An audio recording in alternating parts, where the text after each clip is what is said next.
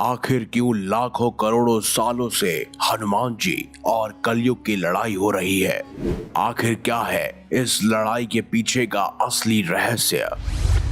आज से लगभग 5000 साल पहले द्वापर युग के बाद जब कलयुग की शुरुआत हुई, तब त्रिदेवों सहित सभी देवताओं ने पृथ्वी से दूरी बना ली, क्योंकि यह युग देवताओं के आगमन से बिल्कुल परे है। सृष्टि के नियम अनुसार इस युग में चमत्कार की कोई गुंजाइश नहीं, बल्कि सृष्टि के नियम अनुसार कोई भी देवता कलयुग के कार्य में हस्तक्षेप नहीं कर सकता। जब तक कलयुग यानी कली पुरुष का शासन इस धरती पर है, तब तक कली को यह बिल्कुल भी पसंद नहीं कि कोई भी देवी देवता उसके कार्य में बाधा बने। क्योंकि कली पुरुष असुर होने के साथ साथ एक युग भी है, तो इसीलिए सभी देवता व्यस्त थे।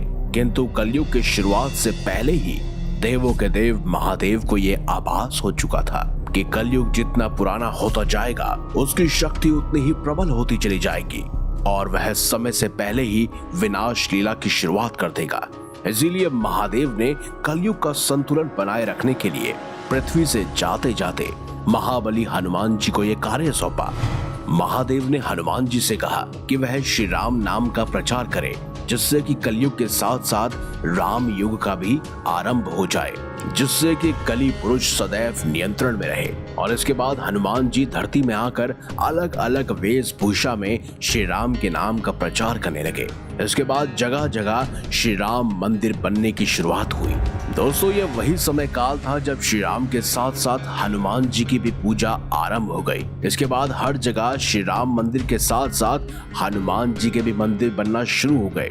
पर हनुमान जी खुद का मंदिर बनता देख बेहद निराश हो गए, क्योंकि वो चाहते थे कि हर जगह उनके प्रभु श्री राम के ही मंदिर बने, ना कि उनके, क्योंकि हनुमान जी खुद को भगवान श्री राम का सेवक ही मानते थे। वहीं दोस्तों, अगर आप पुराना इतिहास उठाकर देखेंगे तो कुछ सबसे पुरानी सभ्यता यानी माया सभ्यता, इंका सभ्यता, इन सभी सभ्यताओं में आज भी हनुमान जी की पुरानी मूर्तियां मिलती हैं, जो ये सबूत देता है कि उस समय हनुमान जी ही धर्म का प्रचार प्रसार कर रहे थे। और जब राम युग की शुरुआत होने लगी, तब ये बात कलयुग को पता चली। फिर कलयुग गुस्से में पागल हो गया, उससे रहा नहीं गया। फिर उसने हर बार मंदिरों और मंदिरों के आसपास रहने वाले लोगों में पाप फैलाने की तमाम कोशिशें की, पर हर बार वो नाकामयाब रहा। और इससे उसे पहली बार हनुमान जी की ताकत का एहसास हुआ। कली पुरुष समझ गया कि किसी भी मंदिर या मंदिर के आसपास उसकी माया का कोई भी असर नहीं होने वाला है। फिर उसने बेहद शातिर तरीके से मंदिरों से मीलों दूर रह रहे इंसानों के अंदर मंदिरों के प्रति घृणा की माया को फैला दिया। और फिर कलयुग की माया में फंसकर लोग मंदिरों के प्रति काफी हिंसक हो गए। फिर लोग मंदिरों को तोड़ने के साथ साथ साधु संतों को भी खंडित करने लगे। इसका भी जीता जागता उदाहरण हमें कई वर्षों पहले ही मिल चुका है।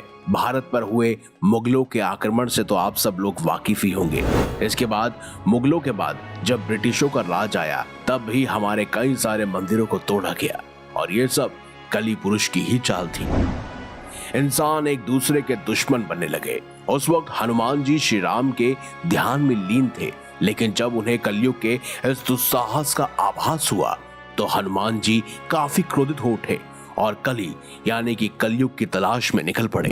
उन्होंने आकाश, पाताल, जंगल, हर जगह कलयुग को ढूंढा। फिर इतने खोज के बाद आखिरकार दोनों आमने सामने आ ही गए।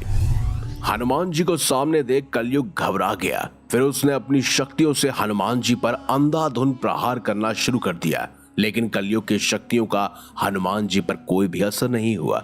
और फिर कलयुग ने अपनी माया दिखाई, हनुमान जी पर हावी होने की कोशिश की।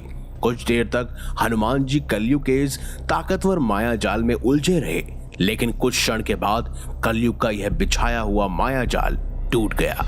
फिर हनुमान जी ने भगवान श्री राम का नाम लेते हुए कलयुग को वहीं पर धूल चटा दी और कली पुरुष को युद्ध में हराया।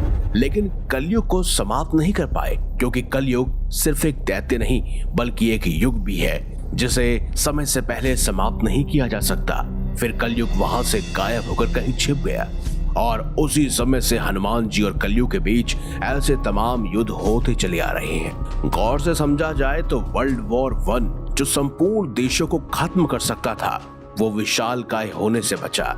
फिर वर्ल्ड वॉर 2 और अन्य बहुत सी घटनाएं जो इशारा करती हैं कि हम बस कुछ क्षण ही दूर थे इस पृथ्वी को नष्ट करने से। ये सब कली पुरुष का ही कार्य था जो बार बार हनुमान जी से युद्ध भी लड़ता रहा, लेकिन हर बार हनुमान जी ने कलयुग को शिकस्त दी। इसीलिए बुराई कुछ समय के लिए ही अच्छाई पर हावी जरूर होती है, पर अंत में जीत सच्चाई की ही होती है। और हनुमान जी के इन्हीं प्रयासों से अब तक कलयुग समय से पहले घोर कलयुग लाने में विफल रहा, वरना दोस्तों अब तक तो कलयुग धरती पर विनाश लीला रच चुका होता।